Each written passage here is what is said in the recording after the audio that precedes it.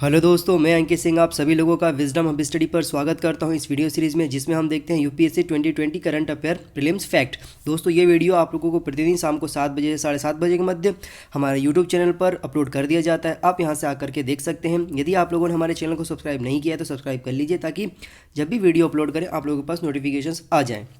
दोस्तों, इस वीडियो के माध्यम से हम 4 महत्वपूर्ण टॉपिक पर डिस्कस करेंगे। पहला टॉपिक रहेगा इसमें उल्सूर झील, दूसरा रहेगा इसमें हेनेगुआ सालमिनी कोला, तीसरा टॉपिक रहेगा इसमें इंद्रधनुष, एक एक्सरसाइज है, मिलिट्री एक्सरसाइज है, इसके बारे में जानेंगे। और चौथा यहाँ पर टॉपिक रहेगा आयुष शब्दावली के मानकीकरण पर एक अंतर्राष्ट्रीय सम्मेलन आयोजित किया गया आयुष मंत्रालय के द्वारा।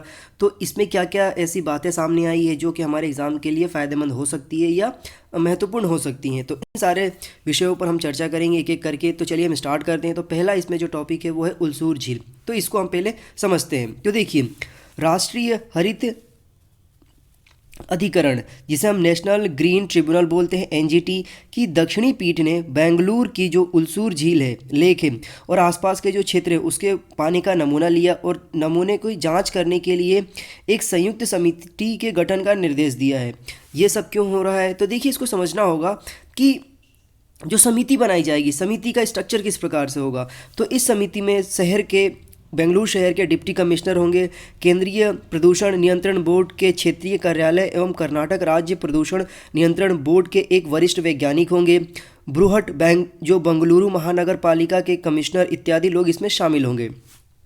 ये समिति क्या करेगी कार्य? तो देखिए, इस समिति को उल्सूर झील एवं इसके आसपास के क्षेत्र का निरीक्षण करके उसमें जो भी प्रदूषण हो रहा है उसके प्रदूषण के लिए जानकारी प्राप्त करना है और जो भी जिम्मेदार यहाँ पर पक्ष होगा उस पक्ष को पर कार्रवाई करने के निर्देश दिया जाएगा इस समिति के द्वारा। साथ ही समिति को उपचारात्मक उपायों के लिए सुझाव देना होगा कि इसके लिए क्या किया जाए कि जो भी यहाँ पर प्रदूषित किया जा रहा है तालाब को, उन कारणों का निजात पाया जा सके। उल्सूर झील के जल में न केवल बायोकेमिकल ऑक्सीजन डिमांड, मतलब यहाँ पर जो BOD और एवं केमिकल ऑक्सीजन डिमांड मतलब COD, इन दोनों की जांच की जाएगी। लेकिन इसके साथ साथ जांच करने के साथ साथ इसकी मात्रा के तो बारे में पता लगाया जाएगा। साथ साथ में इसमें यह देखा जाएगा कि इसमें आर्सेनिक एवं फास्फोरस जैसे मानव के स्वास्थ्य को प्रभावित करने वाले जो तत्व हैं वो इसमें कितनी मात्रा में है, इसकी भी यहाँ पर जाँच की जाएगी। अब यहाँ पर दोस्तों मैं आपको बता दूं कि उल्सूर झील का लोकेशन कहाँ पर आता है भारत में। तो देखिए, ये जो आप यहाँ पर मैप देख रहे हैं, ये एक मैप जो है ये आप देख सकते हैं, ये बेंगलुरु का मैप है। तो ये बेंगलुरु में, जो कि कर्नाटक की राजधानी है, की सबसे बड़ी झीलों में से एक है। यह झील बेंगलुरु शहर के पूर्वी हिस्से में अवस्थित है। ये आपको याद रखना होगा कि ये पूर्वी हिस्से में अवस्थित है। इसका क्षेत्रफल कितना है? तो देखिए, इसके क्षेत्रफल की यदि हम बात करें तो इसका क्षेत्रफल आता है 50 हेक्टेयर, मतलब 123.6 एकड़ के आसपास ये पूरा फैला हुआ है। इसमें कई द्वीप भी है इसके अंतर्गत, इस पूरे के पूरे लेक के अंतर्गत कई द्वीप है। इसका जो अन्य नाम है, इसके अन्य नाम है यहाँ पर हलासुरु झील के नाम से भी जाना जाता है। तो एग्जाम में पूछा जा सकता है कि हलासुरु झील कहाँ पर अवस्थित है।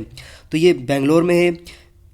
इसके साथ इसका नाम इस प्रकार से पड़ा है कि जो हलासुरु क्षेत्र में स्थित है, ये हलासुरु क्षेत्र में स्थित होने की वजह से इसे हलासुरु क्षेत्र के नाम से भी, हलासुरु झील के नाम से भी जाना जाता है।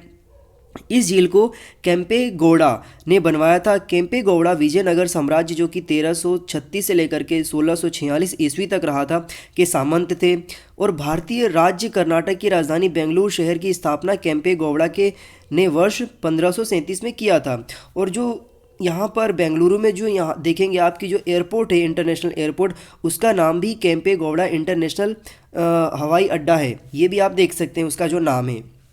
फिर वर्ष 2016 में इस झील में ऑक्सीजन के स्तर में कमी आ गई थी। इसके कारण हजारों मछलियों के मरने की घटना सामने आई थी। तब यह बहुत ज़्यादा न्यूज़ में रहा था। और इसके साथ साथ यहाँ पर कई बार ऐसा भी हुआ है कि इसकी जो पानी है, पानी में बहुत सारे झाग बन जाते हैं, क्योंकि पूरा जो बेंगलोर है वो एक इंडस्ट्रियल क्षेत्र है अच्छा खासा, जिसे भारत का सिलिकॉन वैली भी कहा जाता है। ये क्यों कहा जाता है? ये इसलिए कहा जाता है क्योंकि वहाँ पर आप देखेंगे तो पूरा का पूरा IT फर्म्स है, इस वजह से इसको यहाँ पर सिलिकॉन वैली कहा जाता है। तो दोस्तों, ये जो जानकारी थी मैंने आप लोगों को उल्सूर झील के बारे में बताने की कोशिश करी। तो इससे संबंधित जो भी इन्फॉर्मेशन होगी, अवस्थित कहाँ पर है, इसके अन्य नाम क्या है, किसने बनवाया था, कब बनवाया था, क्या स्ट्रक्चर रहेगा, ये सारा मैंने बताने की कोशिश किया। तो इसके माध्यम से आप समझ चुके होंगे कि किस प्रकार से इसमें सवाल बन सकते हैं। हम अब दूसरे टॉपिक पर बात करते हैं जिसका नाम यहाँ पर हेनेगुआ साल मिनिकोला। तो देखिए, इज़राइल में तेल अवीव विश्वविद्यालय के शोधकर्ताओं ने एक अवायवीय श्वसन करने वाले जीव जिसका नाम यहाँ पर हेनेगुआ साल्मिकोला की खोज करी है। यह क्या है? तो देखिए, ये कुछ इस प्रकार से इसका जो स्ट्रक्चर है इस प्रकार से जानकारी प्राप्त की गई है। तो देखिए, हेनेगुया साल्मिकोला क्या है कि जेलफिश के आकार का एक छोटा परजीवी है जो कि ऑक्सीजन के बिना जीवित रह सकता है। देखिए, परजीवी क्या होता है? परजीवी ऐसे चीज मतलब कह सकते हैं कि एनिमल्स को या फिर इंसेक्ट को कहा जाता है जो किसी दूसरे के जीवन पर आधारित होते हैं। जैसे कि आपने अमरबेल का नाम सुना होगा।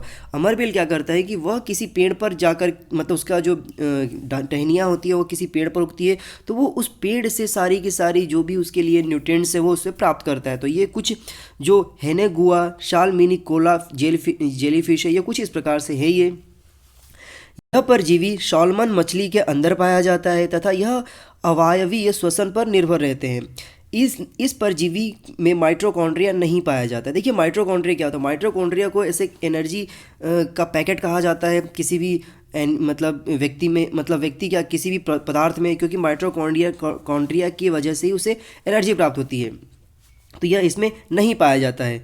कवक एवं अमीबा जैसे जीव अवायवीय वातावरण में पाए जाते हैं तथा समय के साथ सांस लेने की क्षमता खो देते हैं। नए अध्ययन से यह संभावना है कि जानवरों के मामले में भी ऐसा हो सकता है।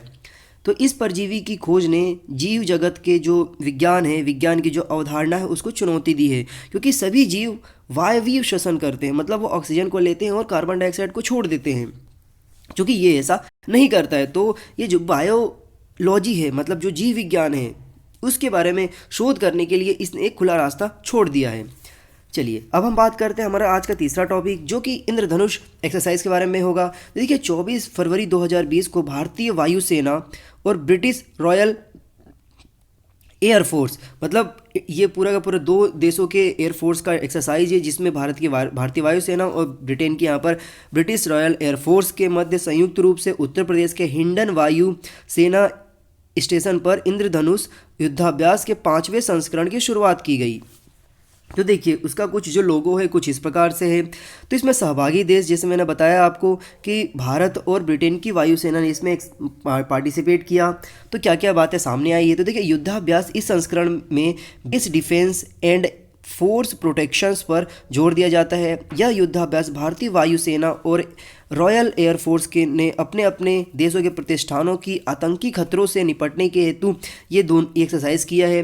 तो भारत एवं ब्रिटेन के बीच होने वाले अन्य युद्धाभ्यास कौन कौन से? तो देखिए, भारत और ब्रिटेन के मध्य 2 और एक्सरसाइज होते हैं जिसमें से अजय वॉरियर जो कि एक सैन्य अभ्यास होता है, मतलब थल सेना करती है, और कोंकण नौसेना अभ्यास होता है जो कि यहाँ पर जल सेना करती है। तो 3 यहाँ पर युद्धाभ्यास किए जाते हैं। फिर से एक बार और नाम सुन लीजिए आप। इंद्रधनुष जो कि यहाँ पर वायुसेना करती है, अजय वॉरियर जो कि यहाँ पर थल सेना करती है, और कोंकण जो कि यहाँ पर नेवी के द्वारा परफॉर्म किया जाता है दोनों देशों की।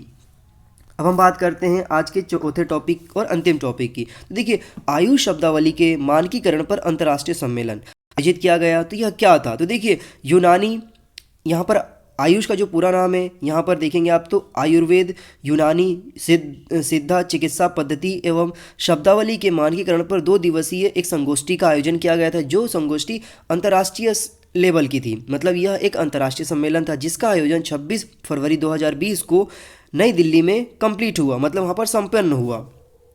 तो देखिए, आयोजन में क्या क्या बातें सामने आई। इस आयोजन का जो सम्मेलन है जो कि 25 से 26 फरवरी को 2020 में आयुष मंत्रालय के द्वारा आयोजित किया गया था। आयुष मंत्रालय के साथ साथ इसमें WHO द्वारा संयुक्त रूप से आयोजित किया गया था।